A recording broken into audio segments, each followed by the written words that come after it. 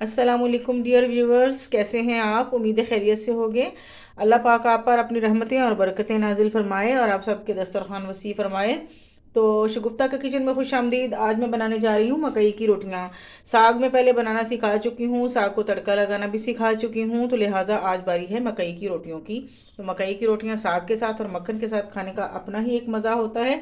तो बहुत सारी बहनों ने फरमाइश की थी कि हमें जी मकई की रोटी नहीं बनानी आती, तो मैंने सोचा आज आपके साथ तरीका शेयर करूं जिसके साथ हर कोई मकई की रोटी बना सके। बच्चियां हों, बड़े हों, जो भी बनाना चाहते हैं, जिनको बनाना नहीं आता। तो सबसे पहले हम आटा गूंदेंगे। तो मकई का आटा गूंदने के लिए हमें सबसे पहले मैंने आटा छान कर बड़े खुले बर्तन में रख लिया। आप बाउल में भी गूंद सकते हैं, जिस तरह आपको आसानी हो। उसके बाद मैंने लिया है नीम गर्म पानी। पानी गर्म करके मैंने बर्तन में डाल लिया है और इसमें डालेंगे हाफ टी स्पून नमक।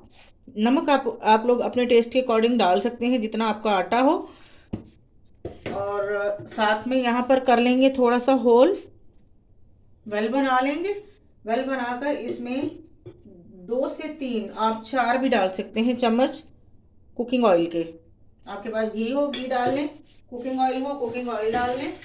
तो इसका काम ये होता है। और अच्छा, मैं कभी कभार ना आटा, मकई का आटा ज़्यादातर मैं दूध के साथ भी गूंथती हूँ, उसका भी बहुत अच्छा रिजल्ट आता है। लेकिन दूध हर किसी के पास हर वक्त अवेलेबल नहीं होता, तो इसलिए मैंने सोचा पानी वाला काम ही करते हैं जो सबके लिए आसानी हो। तो ये लीजिए, इस तरह से इस सारे कुकिंग ऑयल को अच्छे से हमने मिक्स कर लिया। उसके बाद थोड़ा थोड़ा पानी डालेंगे, एक साथ नहीं डालना है, ऐसे थोड़ा थोड़ा पानी डालेंगे और मिक्स करते जाएंगे। इसके लिए नीम गर्म से थोड़ा सा ज़्यादा गर्म पानी होता है, गुनगुना सा, ताकि अब इसको ऐसे ऐसे मसलते जाना है हाथ से, थोड़ा थोड़ा पानी डालते जाना है और इसको गूंदते जाना है। इसका प्रोसेस जो है दूसरे आटे से मुख्तलिफ होता है। बहुत किस्म की मकई आती है, कुछ मकई ऐसी आती है उसका बहुत अच्छा जोड़ बन जाता है, कुछ मकई ऐसी आती है उसका जोड़ ही नहीं बनता। और जब आटे का जोड़ ना बन रहा हो तो उसमें एक मुट्ठी फिर गेहूं का आटा यानी गंदम का आटा मिला लेते हैं, तो फिर उससे भी ज़रा आसानी पैदा हो जाती है। ये देखें, अभी बिल्कुल ये भुरभुरा है, तो जब इसको मैं बना के अच्छे से गूंदूंगी तो ये जुड़ जाएगा। इस तरह से थोड़ा थोड़ा पानी डालना है, एक साथ नहीं डालना। एक हाथ से इसको ऐसे ऐसे मसलते जाना है, इसको इसी तरह से गूंदना होता है।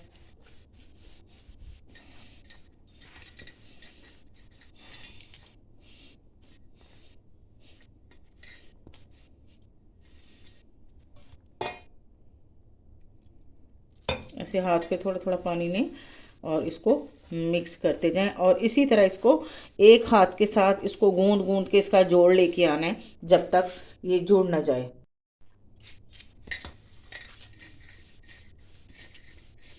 तो देखिए, अभी मुझे 5 मिनट भी नहीं हुए हैं, तकरीबन 2 मिनट हुए हैं, तो इसका जोड़ बनना शुरू हो गया। ये असल में मकई की रोटी खाना इतना आसान काम नहीं है, इसके लिए मेहनत भी करनी पड़ती है। एक हाथ से ही इसको एक एक पेड़े के आटे को लेके मसलना होता है। ऐसे थोड़ा थोड़ा लेते जाते हैं और इसको ऐसे मसलते जाते हैं। जितनी ज़ोर से, जितनी हिम्मत से इसको मसल मसल के हम नरम करेंगे, उतनी ही शानदार हमारी रोटी बनेगी। मेरा वास्ता अब तक 2 किस्म की मकई से पड़ चुका है। एक तो ये येलो मकई है, इसका जोड़ ही नहीं बनता, मुश्किल हो जाता है बहुत।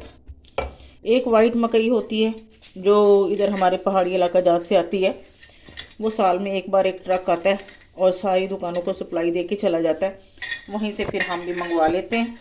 वो सफ़ेद मकई इस दफ़ा मिली नहीं, वरना उसकी रोटी तो दिल करता है खाते जाओ खाते जाओ खाते जाओ। इस कदर मीठी, इस कदर मज़ेदार, और ज़रा भी मैदे को डिस्टर्ब नहीं करती। ये देखें, अब आहिस्ता आहिस्ता आटा जो है जोड़ की तरफ आना शुरू हो गया। जी तो फ्रेंड्स, देखें, मुझे 7-8 मिनट हो चुके हैं आटा मलते हुए इस तरह से। तो ये हमारी डो जैसी हमें चाहिए वैसे तैयार हो चुकी है। आपने कम से कम इसको 10 मिनट तक अच्छे से मसलना होता है। एक हाथ से मसल लें, दोनों हाथों से मसल लें, बहुत ज़्यादा इसको सख्त नहीं रखना। ये हमारी नॉर्मल सी नरम सी डो तैयार हो चुकी है। अब हम इसको 10 से 15 मिनट का रेस्ट देंगे और फिर इसकी रोटियाँ बनाएंगे। जी तो दोस्तों, हमारा जो आटा है बहुत अच्छा सा नरम हो चुका है। और अब हम इसकी रोटी बनाएंगे। अब यहाँ पर हमने जब पेड़ा लेना है तो इसको भी थोड़ा सा यूं यूं मसल लेना है 2-4 मिनट के लिए। ये पीली मकई जो है ये बहुत टाइम लेती है और इसी तरह इसको बार बार गूंदना पड़ता है। इस तरह से थोड़ा सा मसल के हमने पेड़ा बना लेना है, जैसे आम रोटी का पेड़ा बनाते हैं।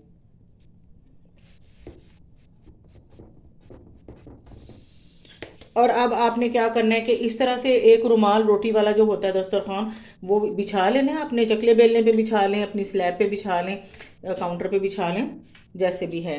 हल्का सा आटा लगा के, मकई का ही आटा लेना है, तो इसको हल्के हल्के हाथों से प्रेस करना है इस तरह, और साथ फिंगर के साथ इस चीज़ को जोड़ते जाना है, जो इसके कॉर्नर्स जो खुल जाते हैं, किनारे इसके खुल जाते हैं, इसलिए इसको यहाँ पे देखना पड़ता है। तो आटा मैंने क्योंकि थोड़ा नरम लिया हुआ है, नरम आटे की रोटी नरम बनती है, तो इसलिए इसको हैंडल करना ज़रा मुश्किल होता है। थोड़ा सख्त आटा हो तो सख्त रोटी बन जाती है। अच्छा, एक तो तरीका ये हो गया कि मैंने इस तरह से इसको बेला है। दूसरा तरीका ये है कि मेरे पास ये प्लास्टिक शीट है, इसको इस तरह से इसके ऊपर फैला लें और बेलन के साथ जितना भी आपने बड़ा करना है, मैं इसको यहाँ से हटाऊं ताकि जगह हो जाए, जितना आपने इसको बेलना है आराम से बेल लें। एक जैसी बेली जाएगी रोटी।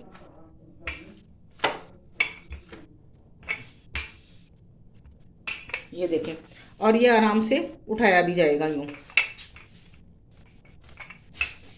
तो जितनी पतली आपने रोटी खानी हो, जितनी आपको बारीक पसंद हो उतनी बारीक कर लें।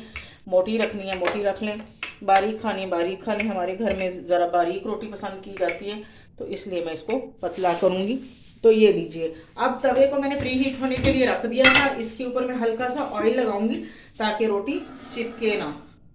ऑयल को हमेशा तवे के किनारों पे डाला करें, ताकि इस तरह से वो जब आता है तो सारे तवे को ग्रीस कर जाता है बड़े अच्छे से। तो ये करने से आपकी रोटी चिपकेगी नहीं। अब ये उठाया प्लास्टिक, ये रुमाल समेत उठाई रोटी और ये तवे पे डाल दी।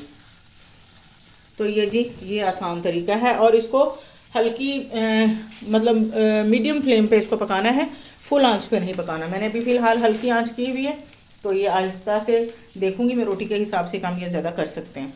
तो चलिए रोटी तैयार होने तक देखते हैं। और रोटी पकाते वक्त ये दो चीज़ें आपके पास होनी बहुत ज़रूरी है, एक चिमटा और एक ये चमचा।